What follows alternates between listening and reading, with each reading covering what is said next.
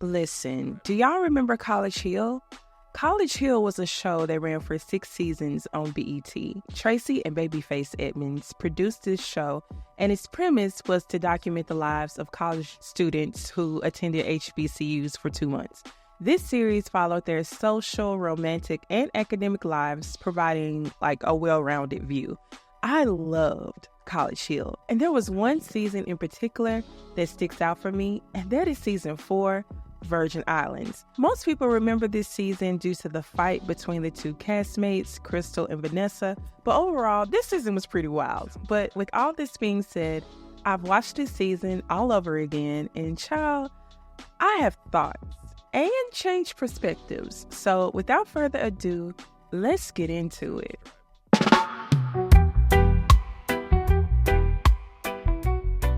We start this season by meeting the cast one by one. First, we meet Krystal, who's from the OC. Krystal grew up around majority white people who didn't like her. She also feels her personality matters more than her race. Next, we meet JT, who is from South Central LA, and his whole fit was peak mid-2000s, even down to the belt. But JT is a wannabe rapper, and he's also been in a relationship of 3 years. Then we meet Willie, who was born in Arkansas and raised in LA and the son of a preacher. And Willie is an eccentric, silly guy who moves to the beat of his own drum, literally and figuratively, because this dude walks up to the van and ignores his new roommates for a bit as he grooves to whatever he's listening to on this CD player.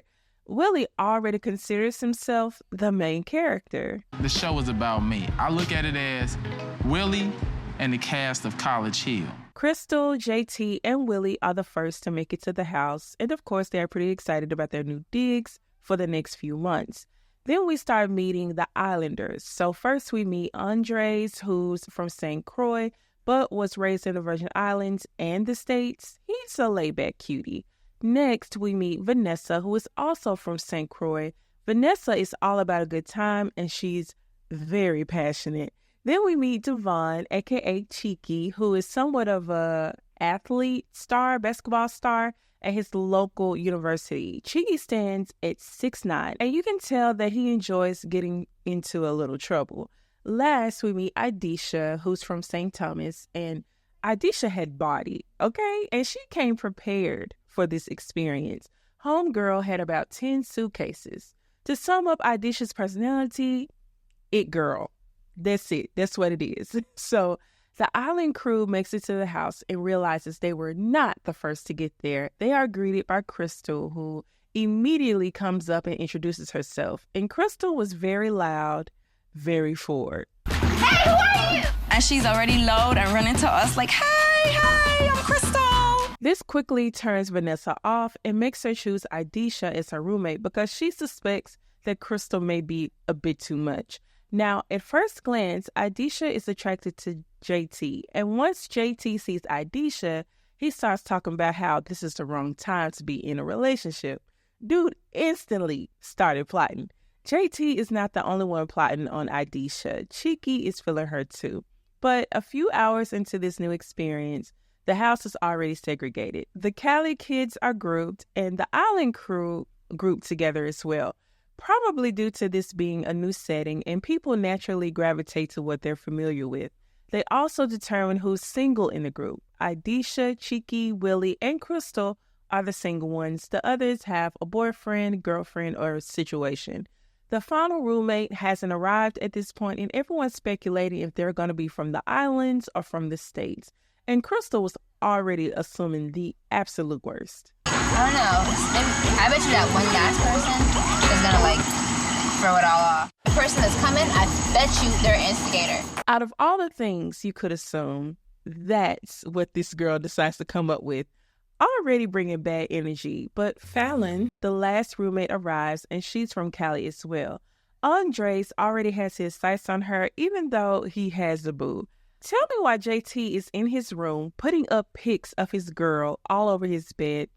Listen, he needs all the motivation he can get to stay faithful. But to get acquainted and to have a little bit of fun, the roommates decide to play truth or dare. This is always a bad decision, a very bad decision. But here we are. So Andres is there to give Aisha a lap dance, and it's interesting. I expected more rhythm from an island boy, to be honest.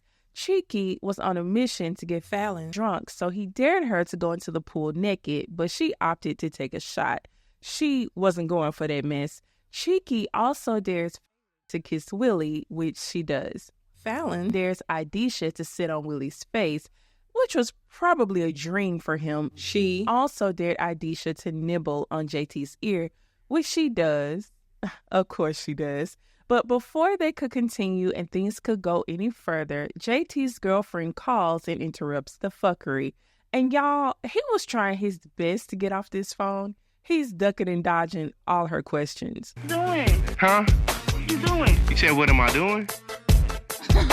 Anytime somebody repeats a question like that and you know they heard you, they about to lie, period. But here is where the first episode ends.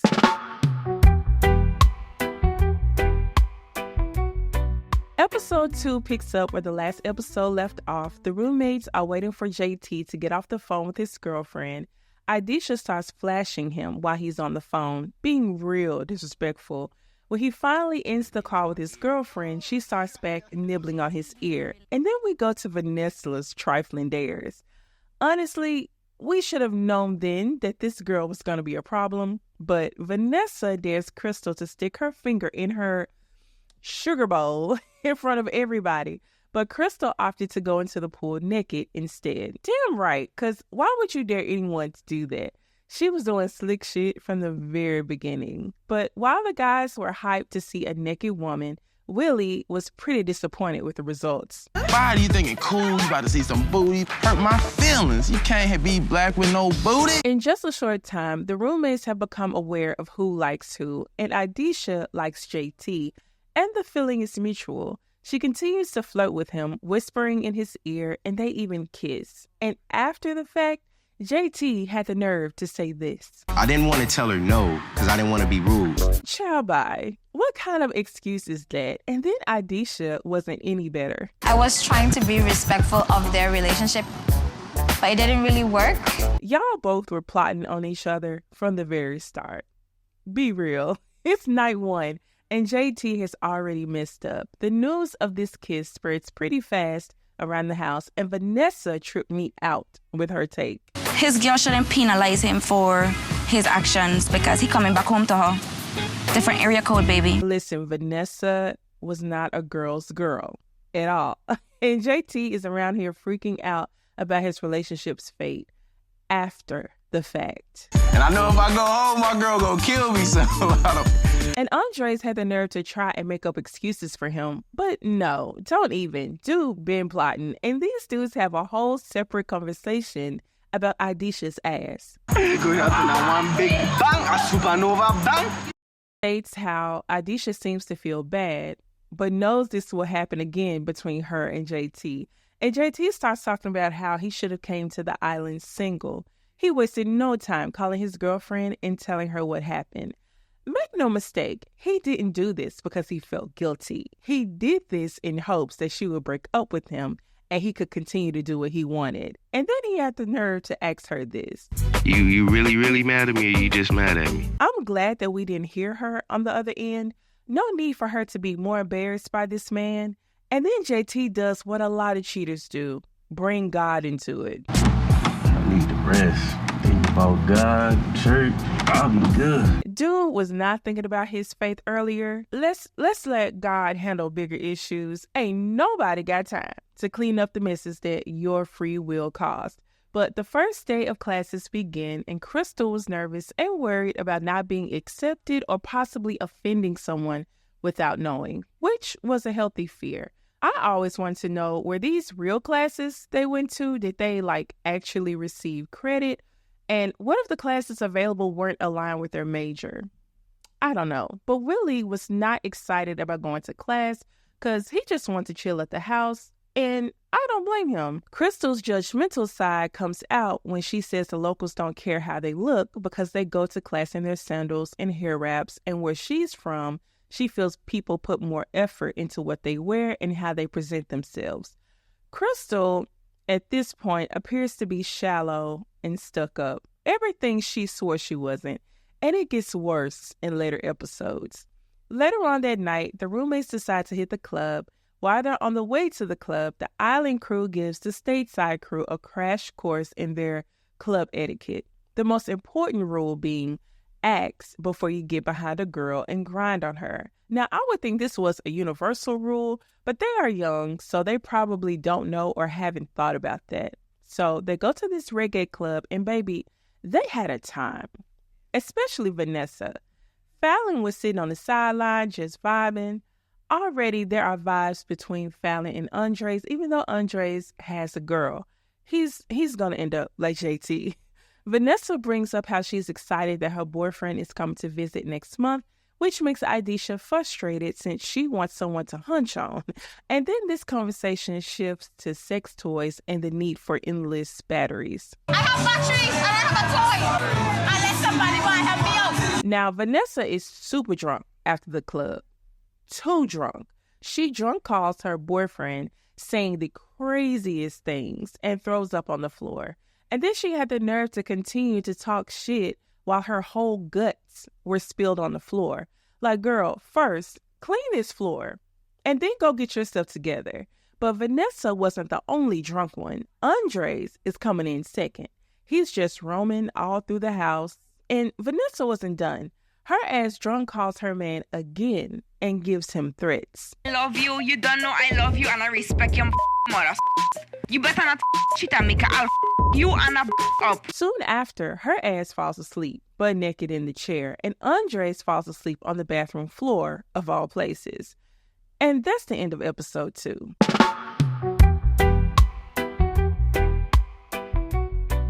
Lately, Willie has been loving the sight of women all around the house. Your boy is in heaven. And so far, Aisha and JT, Fallon and Andres are getting cozy. At this point, it seems like the ones who are in relationships are the main ones hooking up. There hasn't been any action between the single people in the house. The guys get into some mischievous fun when they sneak into the bathroom and pull the shower curtain down while Aisha is taking a shower. I personally would have been mad as hell. And why the bathrooms don't have doors? Later, Aisha told her friend about JT. I am a little attracted to him, I guess. A little? You guess. Okay, girl. So while Aisha is still plotting on JT, Willie sets his sights on Vanessa, but unfortunately for him, the feelings weren't mutual at all. Willie and Cheeky were both attracted to Vanessa, but neither one of them were getting any play. It's like none of the singles are even attracted to each other. It's so wild. But the ladies decided they want to do a little shopping and see what the island has to offer. Krystal is highly disappointed at what's available there. There was no Sephora, Forever 21, or Charlotte Russe, the popular U.S. stores during this time. And every store offers the same type of clothes and other items that she doesn't care for. She bashes the island again and says that maybe this is the reason why the locals can't dress. But at this particular store where she found a few items that met her very high standards, she gets embarrassed when her card declines. Mind you, Krystal was hyping up her shopping habit, talking about how she shops when she's bored, she buys whatever she wants, and for her to say all of that, trying to show out so hard, and then her card declines in front of the girls, it's a sad and awkward sight. So after this, Krystal's mood is down. She doesn't know why her card declined, being that she has money in her account, or at least she thought she did. And honestly, she could have. The card may have declined since she's out of the States. I mean, we'll never know at this point. But Krystal is humbled to a degree. And Willie, being the kind-hearted person he is, he offers to spot her, but Krystal refuses. I felt kind of overwhelmed that Willie actually offered to help me out. Like, I was just like, who am I that he'd want to help me so bad? You know, like, I just didn't understand it. Baby, if you need it, take it. But maybe she knew she couldn't pay him back, or maybe it was her being too proud. I'm not sure. But JT has been trying to sweet-talk his girlfriend and get back in her good graces. At this point, JT is Baby Joel, and Aisha is Miss Temptress. So from now on, that will be their names. That's it. That's what we doing. Watch my Death by Temptation recap if these names don't make sense to you. Other than Baby Joel and Miss Temptress's connection, Andres and Fallon are connecting as well. And they aren't as lustful as Baby Joel and Miss Temptress. They are more mild with their situation. After a game of basketball in which Fallon lost, Fallon agreed to give Andres a back massage. Meanwhile, Krystal is still in her feelings about her card declining, in front of the very people she tried to flex in front of. And now, like a child who's been shamed, she wants to go home. Surprisingly, Vanessa tries to comfort her. They are getting along, for now. Baby Joel and Miss Temptress talk about her choosing to move to Florida over California. She tells Baby Joel that if she were to move to Cali, it would be more expensive to fly and visit her family. Baby Joel don't care about none of that. See? He's even plotting to get her to Cali already. And Willie is still up Vanessa's ass. Willie have me on a high pedestal. I have to tell him to, lower me. He ain't my type. Willie was obsessed with Vanessa's light skin and green eyes. His words, not mine. He wanted her bad. It's clubbing time again, and Baby Joel pulled out his tallest tee. Listen, this was the style back then, but now it looks ridiculous. We were so casual in the clubs during this time before we entered the business casual era. But while they are clubbing, Baby Joel got in his feelings about Idisha flirting with different guys at the club. But reminder, fella, she's the single one, not you. Though that's obviously not stopping him from doing a damn thing. Bottom line is I got a girlfriend back at home, so I'm not going to let Idisha get to me no matter what. And of course, after the club, the shenanigans continue and Miss Temptress starts summoning JT. Vanessa picks up on it. I feel if she make a move, he gonna take it. We then see Miss Temptress slithering her way into Baby Joel's room, and honestly, if you look closely, there's some motion in the ocean going on there. It's unconfirmed though, and we are left on a cliffhanger, and that's the end of the episode.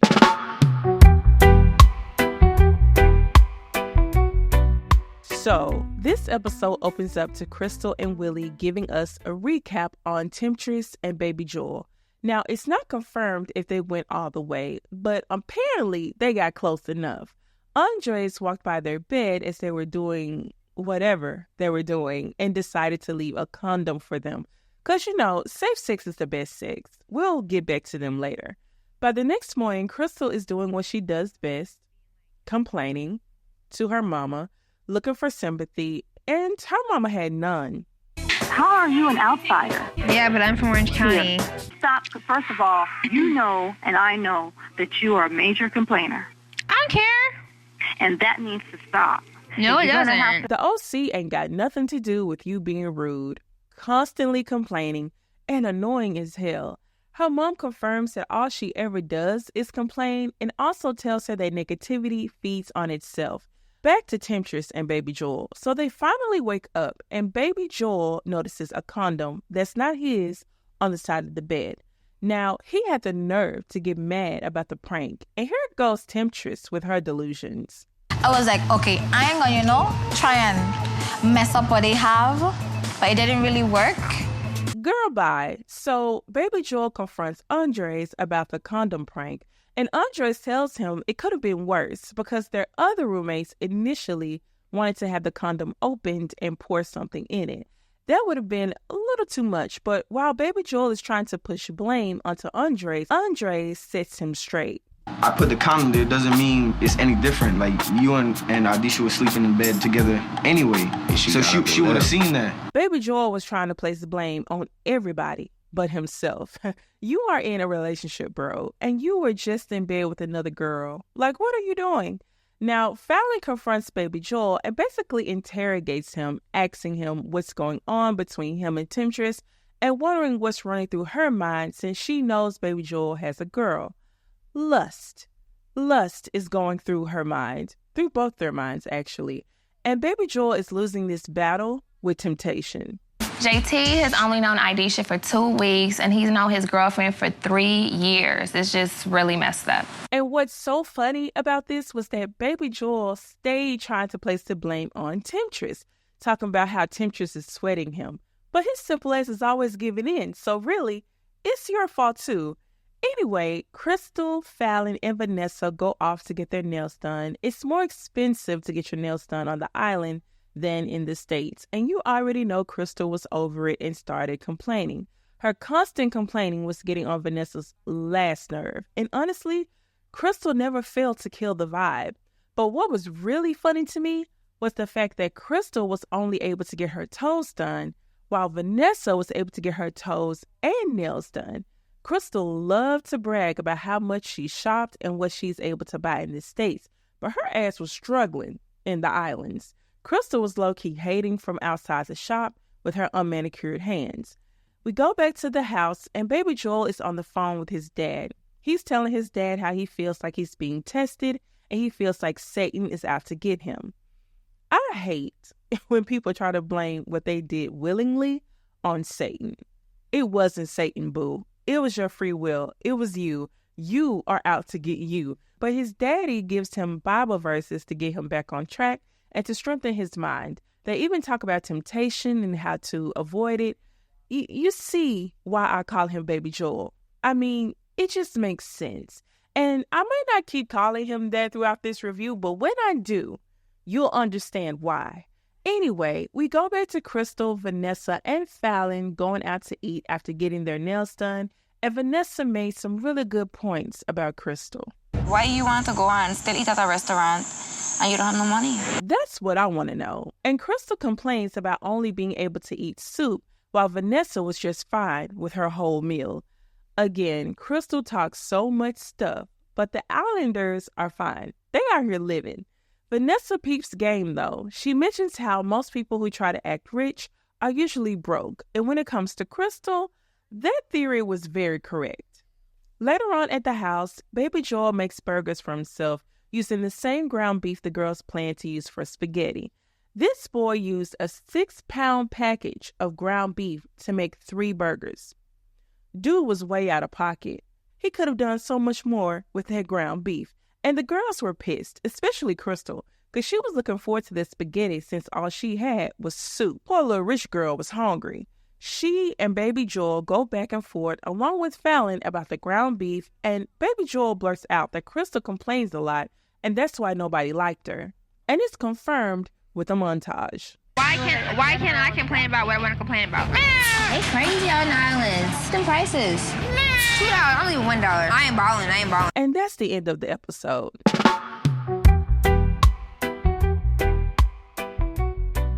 Vanessa, Fallon, and Krystal go to the flea market to shop, and again, Krystal starts complaining about what the island doesn't have. And they had dashikis and like broke down ass Gucci fake bags. The shopping is so weak on the island that everybody wears the same outfit. This girl was so damn rude. She again goes into how the islanders dress and then had the nerve to call a random person a ghetto island hoe. Complaining about how they don't know about American clothing brands. Why would they even be worried about American clothing brands? Like, girl, be so for real right now. Is at the bottom of the barrel. The barrel. Doesn't even know what Abercrombie is. American Eagle. More like... She's wearing American Eagle. Hearing Krystal constantly down the island and their people gets to Andres and Vanessa. Krystal is constantly dogging their home and their culture. Her negativity is spreading throughout the house. So Fallon comes up with the idea to have a round table so that everyone can come together and talk through their issues. Honestly, Krystal and her mouth was the biggest issue in that house during this moment. Now, Fallon runs this idea through Willie and baby Joel, and they think it's a bad idea, but they agree to participate anyway. After a long week, the roommates decide to get together to go get something to eat and hang out. At this point, the Cali crew and the island crew are barely talking, and the house is back segregated. While they are eating and barely talking, Fallon initiates the round table. Vanessa goes around the table giving everyone compliments, but when she gets to Krystal, she confronts her about her constant complaining about the island and their culture. And Andres was ready to join in because he'd been dying to tell her how he felt. Now that somebody else was complaining to Krystal about herself, she couldn't take it. And like a child, she ran off crying, talking about she wanted to go home. Baby Joel went to check on her shortly after. Krystal starts complaining about how people are so fake, how they smile in your face and the whole time don't even like you, and how now she knows who her real friends are. I guess, child. After that disastrous lunch, the group decides to go to the beach. And on the way there, Krystal decides to be on her petty shit, so she's singing very loudly and obnoxiously in the car. I think right away to all the moves and highs, leaving by my side, singing, what is there more to say? Like, I feel like Krystal just needs to let Christina Aguilera do the singing. And that's my song, too. Anyway, Fallon just wants to have a good time, so she separates from Krystal and does her own thing. The roommates have fun. Cheeky even tries to teach baby Joel how to swim.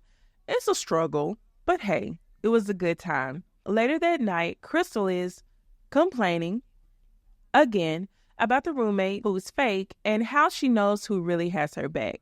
The guys, Willie, baby Joel, and Andres have a convo about Krystal and talk about all the rude shit she's been saying. Baby Joel foreshadows the upcoming altercation by saying if Krystal keeps saying rude things, somebody's going to say or do something to her. And it was because of this that baby Joel decided to hold another roundtable. Vanessa starts and tries to have an open and honest discussion with Krystal. She mentions how Krystal claims that she wants people to bring things to her, but when they do, she can't handle it. And baby Joel tried his best to mediate because Krystal was so ready to jump in with a complaint before she even heard what all Vanessa had to say. So really and truly, when I tell you that I don't like your complaining, I'm not thinking about how you feel. I'm telling you how I feel. All you do is nag about what LA have and what over here don't have. Vanessa believes that Krystal is now making the best out of the situation and that she's always looking for things to complain about. And Andres chimed in. Well, you never been deprived. You never been deprived. You don't know that shit. I've been on food stamps. You don't know that shit. Don't tell me what I don't have, what I don't have, never had. Krystal gets mad at their complaints about her and starts to shut down and rejects everything they say. Baby Joel tries to mediate, but at this point, Krystal was a brick wall. No sense was getting through. You want us to apologize for attacking you, but yet you don't want to apologize for the way you don't make us feel? I didn't say you guys had to apologize. Krystal is not trying to take in anything they have to say because she didn't want to own up to the fact that she'd been problematic. I believe that if she would have just apologized genuinely, that things could have gotten better. But instead, she says this. You need to think before you speak. That's just not who I am. Well, then you calling me ignorant. Chris, at this point, I was so annoyed with this girl.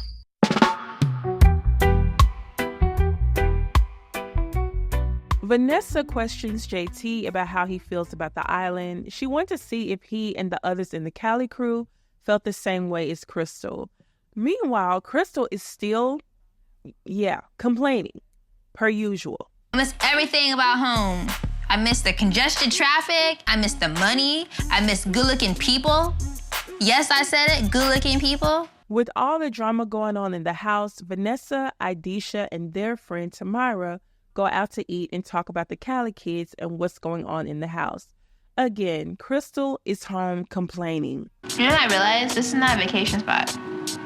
It's a stop on the way to the vacation spot.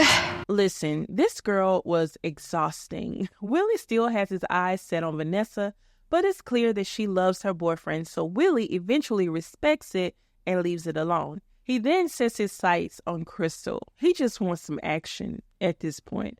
Plus, Krystal doesn't want him. He would try to hump anything that walks. Krystal and Willie end up hanging out and going to the grocery store to get some food. Later on, JT is making his Mundo burgers again, and Willie had his poetry class that day. He had to recite Phenomenal Woman. And tell me why. He borrowed Krystal's bra, thong, pants, shoes, and perfume to create a collage to go with the poem. Listen, I would have been pissed. So her inner mystery to me is her vagina. He thought he killed it too. It was cringe. Super cringe. He puts her stuff back before she comes home, but ends up telling her what he did anyway. Krystal was cool with it though, only asking if he picked out something cute. Later that night, Tendress and Baby J are hanging out, and since their kiss, things have been awkward. Wonder how long it will stay that way. The roommates hang out and start singing church songs, which leads to them having an impromptu service. The roommates open up about their struggles, We learned that Willie was facing an eviction before he came, and he was thankful that God gave him the opportunity to be part of the show. Vanessa talks about how she's grateful to be doing better than she once was, and how going to school has helped her to do that. Krystal brings up her past relationship and how it made her feel like she would never fall in love again. Idisha brings up how she raised herself and always had to depend on herself growing up. JT assumed the preacher role for this impromptu service, and this brings the group together for the time being.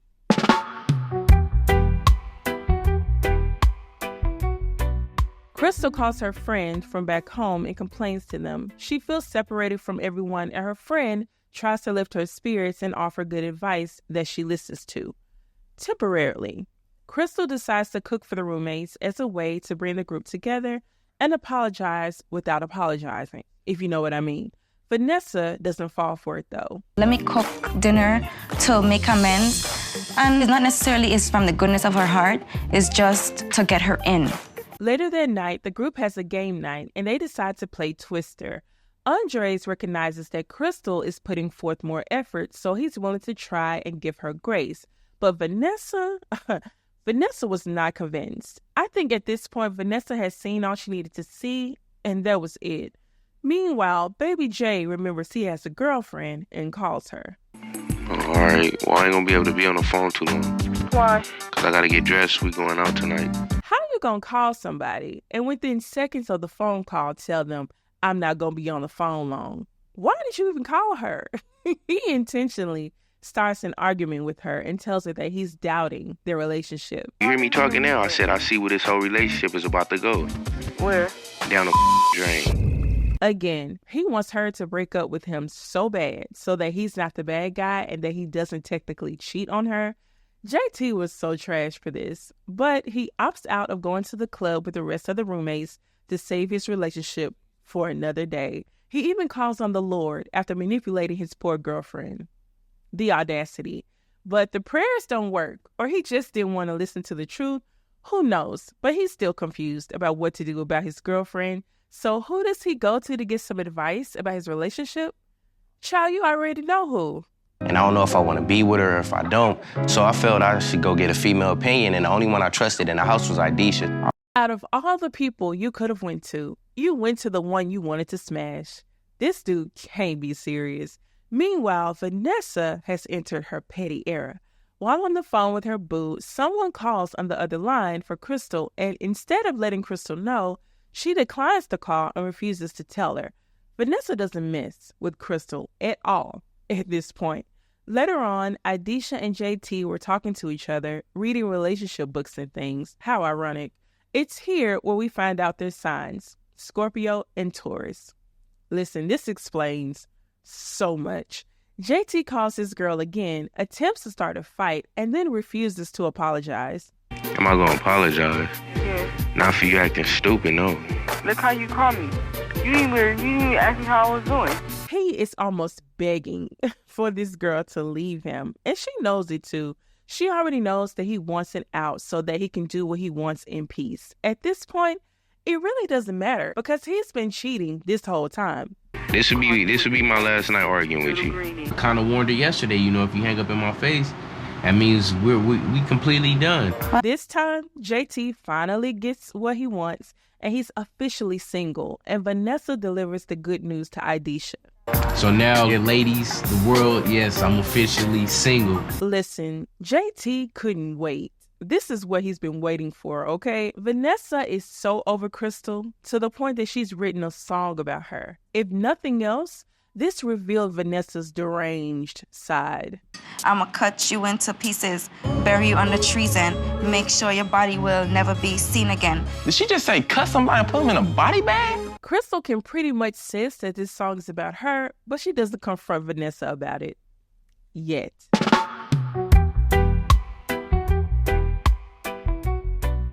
This episode opens up with Krystal crying about an iguana she spotted in the window. Andres goes outside to save the iguana and set it free. Krystal thanks him for removing the iguana, but his response, though... Girl, you saved my life. You saved my life. I wasn't trying to save your life, trying to get the iguana. It's very clear that the grace Andres extended to Krystal has been snatched right back. Later that night, the roommates go out to eat. Initially, it's awkward and they really don't talk to one another. At this point, I believe the tension in the house was primarily caused by Krystal and her antics. Everyone would have gotten along if she wasn't in the house. They decide to play F, Marry, Kill. Vanessa decides to start it off. I mean, we already know who she'd kill. That's a given. And maybe Krystal can sense how this game could and would go left, so she insisted that they go around the table and say nice things about each other. They don't listen to her ass. Andre says that he will kill Krystal, and Krystal responds back by saying she prefers stateside guys. And the insults start. I don't like anorexic nigga. Shut your white skin. And not her talking about his skin when technically they weren't too far from each other. Child, Krystal went low, so Andres took it straight to hell. The next night, while the Island kids and JT go to a school game, the Islander and stateside beef comes up. JT tells them that he wants to be cool with everybody. Andres thinks that Krystal is causing this rift between the two groups, and at this point, he would be right. They all play a part in it, but Krystal was definitely the spark. Around this time, Vanessa starts to get irritated with both Fallon and Krystal because they kept making little snide comments about the island and separating themselves from everyone else. All the roommates, except for Fallon and Krystal, of course, decide to go to the tramp, which was like a parade of sorts. It looked fun, in my opinion. But Krystal and Fallon decided to hate from outside. With all this drama that's going on in the house, Vanessa is becoming more and more unhinged. And it don't matter where you from, I just me and you better not with me. Later on that night, the roommates heard JT going off, talking mess, and this starts an argument amongst all of the roommates. Idisha and JT start going off on each other. They are drunk and irritated. Then Krystal starts going off. And baby, that's all Vanessa was waiting for. She wasn't quite ready for how it was gonna go though. Krystal, do not stack me up like that. I look at get out the head for your last time. I look at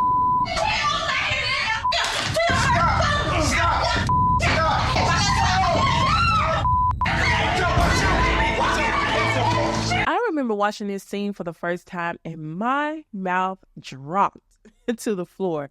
Krystal popped the mess out of that girl with that shoe. She really could have taken her eye out. This was funny at the time, but this could have been way worse. But that was the end of this episode.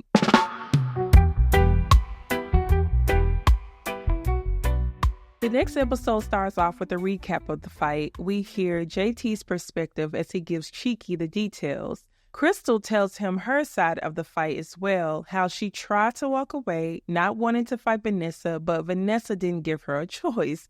Both Cheeky and Andres understand that Krystal had the right to defend herself, but they both agreed that she shouldn't have hit her with the shoe since she could have hit her in the eye or somewhere else and made it much worse, which I agree with because it really could have went bad, like really bad. JT starts feeling like everyone blames him for the fight escalating, but Willie reminds him not to get emotionally attached to the situation. Eventually, JT and Idisha talk. She initially blamed him, but realized that he was just trying to be the peacemaker in the house. There was still blood and evidence of this fight all over the house. The producers asked Krystal if there was anything that she said that made Vanessa attack her. That was a crazy question to ask. What did you say to this person to make them hit you? No. How about what led to this fight or what happened before the fight took place maybe? But maybe they knew how reckless Krystal's mouth was up until this point and that's why they phrased the question that way. We'll never know. The producers also update the house on Vanessa's injuries and request a statement from Krystal. They also alert the roommates that someone will be going home once they complete their investigation. And of course, Krystal doesn't acknowledge any wrongdoing on her part. I really don't see a shoe as a weapon. I see like a knife, a gun. Meanwhile, Vanessa was at a hotel and you could see where Krystal popped her on her forehead. Got her smack dab in the middle too. Krystal was back home wondering if she was going home or not. She felt that it would be unfair since she was just defending herself, which she was. But it was a lot of mess that led to this happening. It was like she only acknowledged the action and not what led to it. Aidisha and Cheeky acknowledged how the segregation in the house played a big part in the fight. Eventually, the producers present the video of the fight to the roommates, and they are forced to witness the parts that they all played in the fight escalating. Well, everyone except for Krystal, child. I don't think anybody deserves to be attacked. Osama bin Laden, George Bush, Hitler. This girl really brought up Hitler. Like, girl. Eventually, the producers make their decision and bring Vanessa back to hear it. And before the decision is announced, we hear Vanessa and Krystal's thoughts. Maybe if she didn't have an object to defend herself with, then I would definitely say, well, the one who instigated it be sent home. She make a decision for me and her whether or not we were going to stay in this house is where I do not have no regrets. The producers decide to send Vanessa home. Honestly, I believe it was fair since Vanessa was slick unhinged days before the fight. She was waiting for the opportunity. But make no mistake that Krystal was far from innocent. But both of them have to attend anger management. Krystal was surprised when she learned she'd be staying in the house. She was even more surprised that they saw things her way, that she was defending herself, and she felt like it was her second chance. JT felt bad about Vanessa going home and felt like she held a grudge against him, while Krystal was bothered and offended that JT seemed to care more about Vanessa being upset with him than about what Vanessa had done to her. JT was all depressed, like he had lost a limb or somebody had died. And I'm like, I was kind of offended because he maybe hadn't been that sad if I had went back home to Cali. They argue. JT gets even more upset. Krystal mentions how he acts like he didn't care, which starts another argument amongst the Cali crew. In an effort to calm down and work it out with each other, the Cali crew goes out to eat and discuss the issues with the Islanders. Krystal confronts JT again and calls him a flip-flopper. It seems like they're trying to do like this whole Cali versus Virgin Islands thing. And I felt like I was being initiated to a gang or something. Either you're with us or against us. Fallon doesn't think JT has been a loyal person or friend so far. And my whole thought on this is, what did you expect? You saw how he moved with his ex of 3 years, and he's known her for far longer than he's known any of y'all. Why would you expect anything more?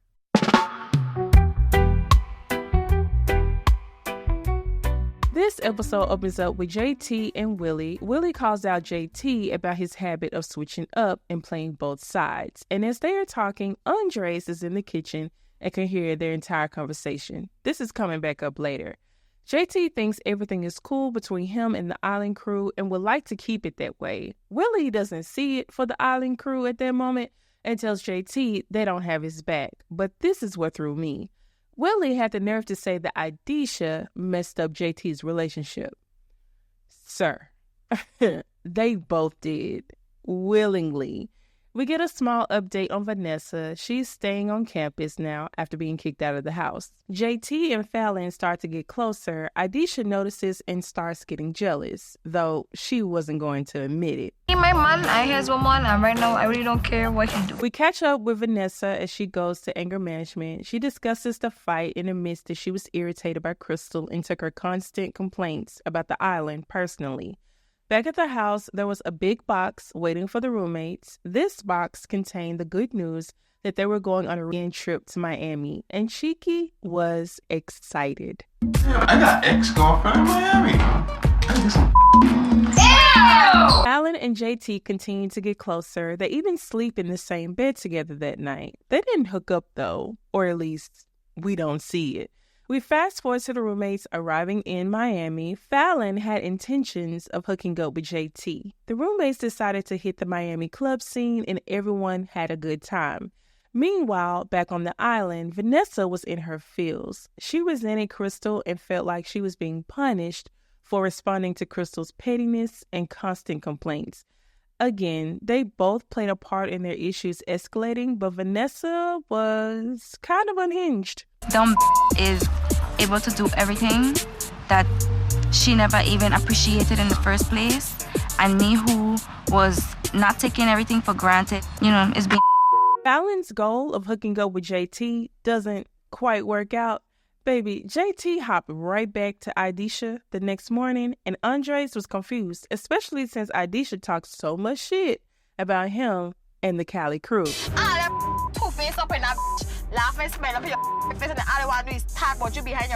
And that was the end of this episode.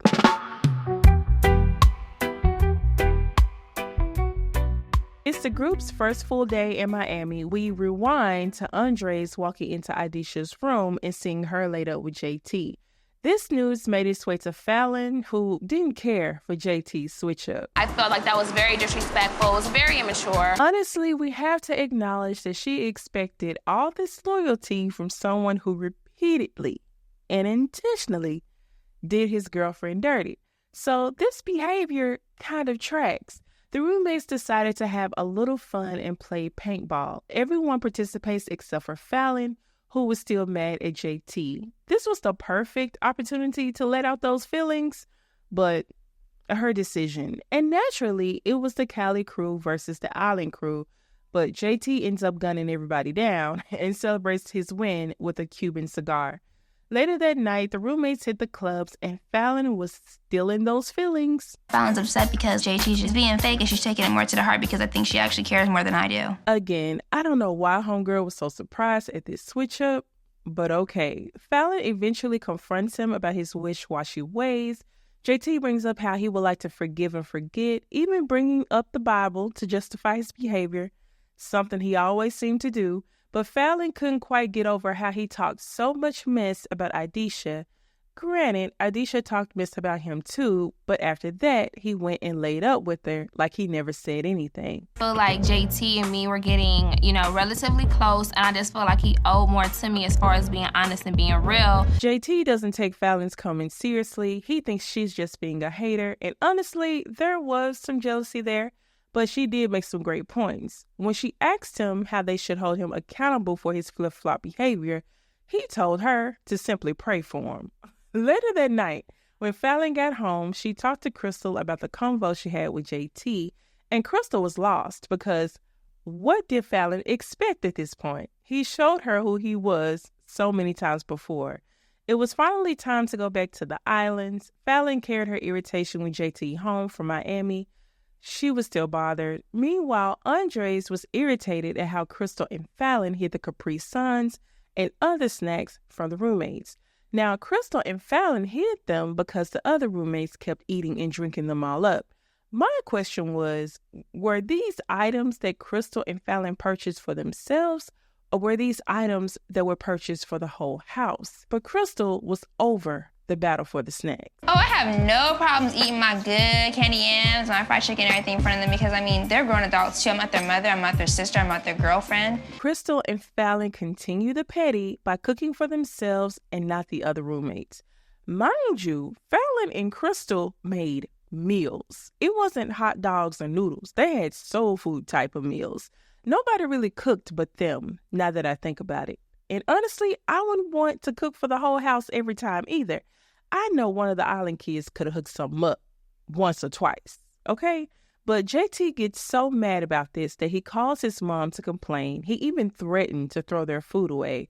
Listen, he was acting like a baby, to be honest. And since Fallon was still irritated at JT, she brought up how JT talked so much mess about Aisha, but turned around and laid up with her in Miami. So JT hit back by saying that Andres didn't like her and that she attached herself to him for attention. Friends don't constantly talk behind people's back. You want to talk about friends? It's obvious that he has issues with being consistent. Fallon starts calling JT out for all his switch-up moments, but JT doesn't want to admit to any of it. As a man, as a Christian man, that doesn't matter to you? Don't try to throw God in it. I'm asking you why you're a Christian man all the time. I'm glad someone brought that up because he loved to gloss over his mess by bringing God into it every single time. But yeah, that was the end of this episode.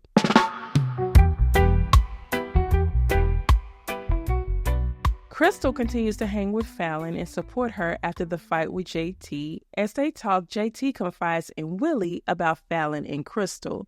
At this point, the Cali crew are divided since Willie has obviously taken JT's side and believes that Krystal and Fallon are trouble and tend to do the absolute most. Fallon feels foolish for liking JT. Honestly, child, But this was a lesson for her to learn. The roommates work on the Wrap It Up campaign. It wasn't until I watched this episode that I realized I haven't seen celebs promote the Wrap It Up campaign in a hot minute. But all the roommates meet up with the organizers. They offer the roommates free HIV testing, so they agreed to get tested. Well, except for Fallon. She opted to keep that private. But the Wrap It Up campaign organizers and the roommates plan to be on campus to encourage students to get tested. Everyone participated with getting the students to sign up for testing except for Krystal. Her excuse was that she didn't have a shirt, so she couldn't work. As the other roommates are working, they receive their test results, and luckily, everyone was safe for another day. God is good. You're negative. I was worried. Later that day, Willie comes up with a plan to prank Krystal and Fallon. He resets their alarms to go off super early.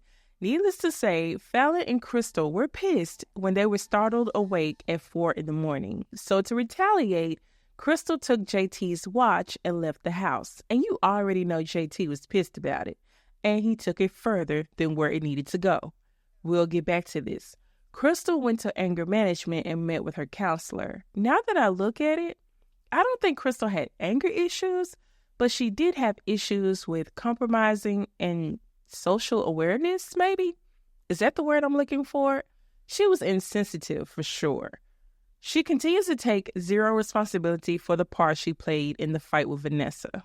I wasn't even fighting. Vanessa wasn't even fighting until they had started fighting. So it's like they're the ones that have anger management, not me. JT cries about his missing watch and even threatens to go home. It's funny how the girls didn't cry about the alarm clock.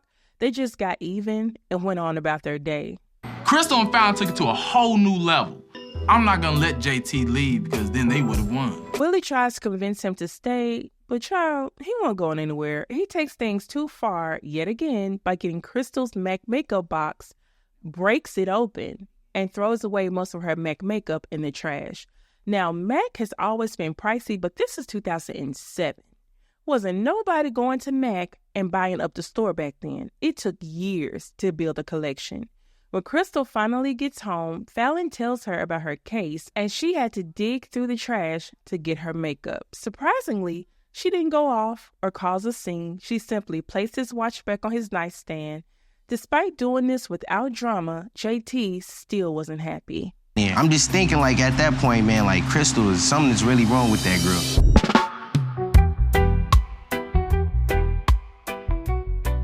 It was Fallon's 21st birthday. Instead of the roommates coming together to celebrate, everyone was still separated and doing their own thing. Idisha, JT, and Andres went out, while Krystal and Fallon went to a restaurant to celebrate Fallon's birthday. Meanwhile, Idisha, JT, and Andres reminisced about Vanessa and the fun they used to have together. We go back and forth between the groups as they hang out with each other. Honestly, this looked pretty boring for a 21st birthday. Y'all were in the Virgin Islands, good music, good food and drinks, amazing scenery. It was the perfect setup for a 21st birthday. Wasted opportunity. The next day, the roommates do some team building. They are sent on a treasure hunt around the island and split up into two teams. The red team included JT, Idisha, and Krystal, while the blue team included Andres, Willie, and Fallon. The winning team would split $2,000. The red team was at an advantage since Idisha knew the island well. The first challenge was to make it up the mountain to capture the first clue. Idisha, knowing the island, she opted for the team to drive up the mountain because she knew the skyrise was the slower option, while the blue team opted to take the skyrise since they didn't know any better. Of course, the red team makes it to the first clue. The next challenge was to make it to Drake's seat. As the red team is on their way there, the blue team was still on the skyrise and spotted the red team going back down the hill. The red team makes it to Drake's seat and gets the second clue, but can't figure it out, giving the blue team a chance to catch up, and now they were neck and neck.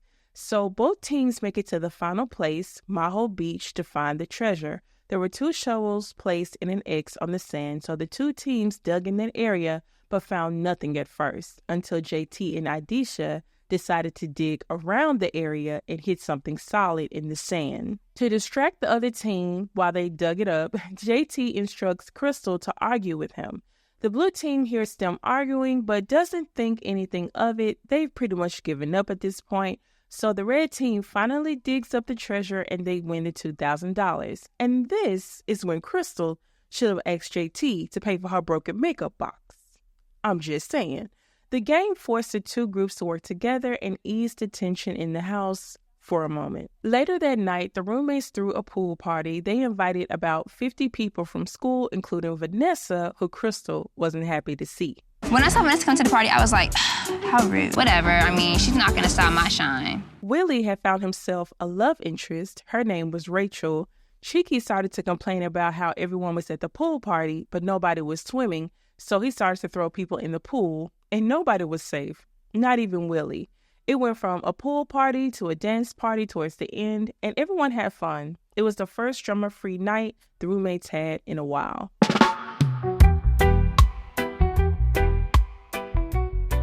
The roommates take a day trip to Virgin Gorda. The walk down to the beach was treacherous. They had to go through shallow paths, up some random ladders, down some steep hills, but when they finally made it to the actual beach, it was worth it. Now, I'd hate to have to take that path back after a long day of swimming and being out in the sun. Somebody would have to carry me back. But this was another activity that brought the roommates together. For Willie and JT, they were able to finally take in the beauty of the island and appreciate it since this wasn't an everyday thing for them back home. Later that night, Willie and JT came up with the idea to plan a sketch comedy show for the students on campus. Willie planned to contribute to the comedy side of things while JT will contribute music. Willie even had a few skits in mind. Where did all the milk go? I'm about to eat this cookie. Aisha wasn't aware of what a sketch comedy show was initially until they explained it would be similar to Dave Chappelle's show at that time. Aisha thought it was a cool idea, but was worried that the Islanders wouldn't grasp Willie's humor. Since Willie and JT were tired of Fallon and Krystal hogging the grocery shopping duties and only getting the food they liked and wanted to cook, they insisted on going grocery shopping for the house. Listen to this. Hear me good now. They were given $400 to shop for groceries. $400 in 2007 went a very long way. Now, I was single and child-free back then. $40 did me just fine for the week. Anything more, I was splurging. Name brand everything. Tell me why they go to the grocery store and get nothing but junk. No meat, no sides, no food, nothing to make a complete meal, just snacks and junk food. $400 now. Willie bought 60 pancakes. 60. Y'all ain't get my pancake. Y'all ain't get them. He buys 60 frozen pancake packages. It was really just bizarre. Mind you, they didn't buy anything that Krystal and Fallon wrote down for them to get. They wasted all their money. My 2024 self is pissed for them. I really am. One thing I have to give Krystal credit for, and Fallon, as stuck up as Krystal seemed, is that she knew how to grocery shop and how to cook and prepare a meal. She and Fallon were going to eat good, without fail. And Willie and JT were going to get in their feelings about it, without fail, and threatened to throw away their food. Child, I would have told Willie to go eat up some pancakes. That boy really bought all those packs of pancakes. I still can't get over that. Anyway, audition day arrives for the sketch comedy show. Krystal and Fallon wanted to come to the tryouts to see if people would actually show up, but Willie and JT didn't want them to. They didn't want to be embarrassed if no one showed up. And they would have been, because nobody showed up. They posted a flyer on the student bulletin board, and that was it. Nothing else. You know you can go on Blackboard and email every student, right? Nope, didn't know that. That would have been a good idea for yesterday. Andres was so petty. He could have volunteered that info beforehand, but yeah, this sketch comedy show was not off to a good start.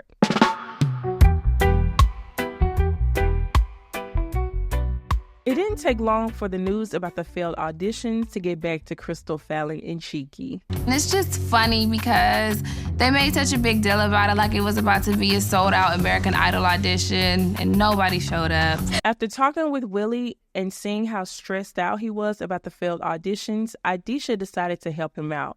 Sometime later, Willie, JT, and Andres went to hang out with some friends, one of those friends being Shanika, Cheeky's ex.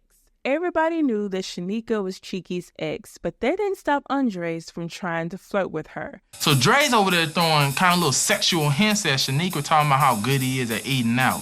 Hey, you know I'm Puerto Rican, right? Shanika kicks him out, and she didn't want any drama. But Willie and JT did. They were already planning to tell Cheeky the business. Plus, they were still mad about Dre's comments about their audition. And this is when all the roommates started to hate on Andres and express their dislike for him and his ways, which was weird because they all displayed some of the same behaviors with each other. Plus, Andres gave them a good tip about sending the audition info in a mass email to the students. Was he petty with it?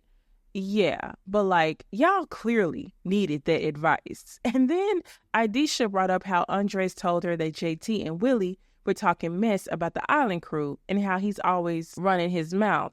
But that was the same night that Aisha was flying off the handle about JT in the car. See what I'm saying? They were ganging up on him about the same things they all did to each other. Now, if he wouldn't have told you that JT and Willie was talking mess, it would have been another issue. The next day, Anika, who was over student affairs on campus, called JT and Willie to come in and talk about their plans for their sketch comedy show. They only had a small window of time to pull this off, but now that they had the support of Anika and help from Aisha, things were finally coming together. They have a successful audition that brings out some talented students, and there were others.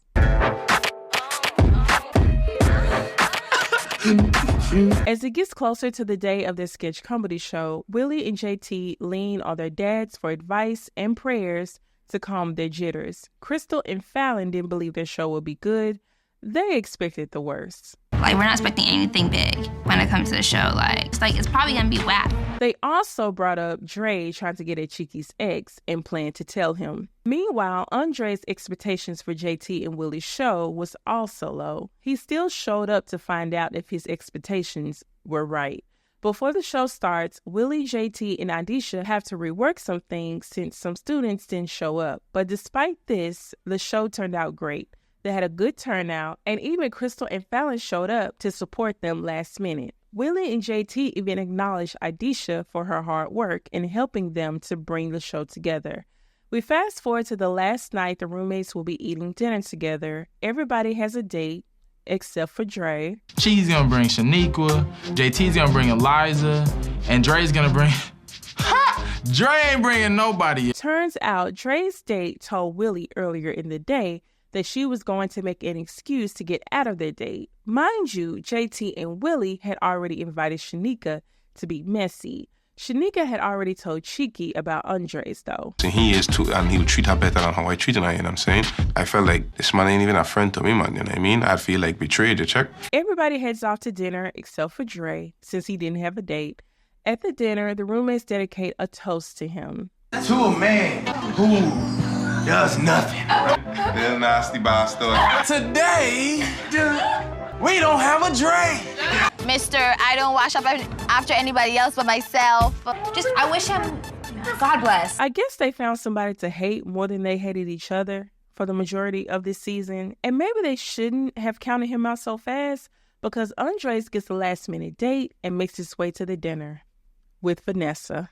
Krystal is not going to be too settled with me there. So, choke. And of course, Krystal wasn't happy. She didn't ruin my vibe. I had my stilettos on enough to get my shoe up and just beat out again, you know what I'm saying, round two. Despite this curveball, they still managed to have a good time. Later at the house, Willie and Rachel spent some time alone together. He was not looking forward to going back to LA since he was struggling before he left and he didn't want to go back to that. He and Rachel venture off to a spare room and they, well... Yeah. And the bed broke mid-session. I don't even know if I can show this, but this was pretty explicit for BET. They weren't naked. You couldn't see their body, but you could see the full motion in the ocean. Listen, it was very mindful, but not at all demure.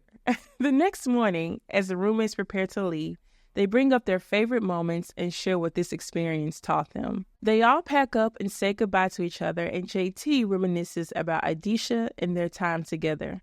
Me and Aisha, we done had our good times, bad times. Oh, I'm really gonna miss her. Really gonna miss her. Even though we had our ups and downs, JT and I feel like we can still remain friends throughout this whole thing. We get a final montage of all the moments of the show, and that was it. It was officially over. And now, I have a question. Were you Team Krystal or Team Vanessa initially, and do you feel the same way now? Initially, I was Team Vanessa because Krystal was mad annoying. And with age, she still was. That didn't change. More than annoying, she was ignorant. But Vanessa had some diabolical ways. The whole song, the crazy things she said, I see how both of them played a part in the fight and how it became so serious for Vanessa. Krystal kept dogging her home, her people, and everything about the islands. And when Vanessa brought this to her attention, Krystal's cop-out was, that's just how I am. She didn't want to change or take it in, so Vanessa got to the point where she was like, okay, then it is what it is. And she was waiting for the perfect time to go off and handle her. So the fight was inevitable when you look at it because Vanessa had 0 chances reserved for Krystal. No matter what she said, no matter how many apology dinners she cooked, she didn't see it for that girl. She was never going to see it for her. But all the roommates were young, so I'm pretty sure they look back at this like, you know what? It wasn't even that serious. We fought about stupid stuff, and that's the gift of aging. You look back and realize it wasn't even that deep to fight or argue over silly things, that you were insensitive, that you weren't fully open to the experience. But yeah, I enjoy looking back over this season, and I look forward to doing this more. This was fun. Thanks for watching this recap. Please like, comment, and subscribe if you haven't already. There won't be a review next week, but I won't be gone for long because it's Halloween season, you know? See you next time, you guys. Bye.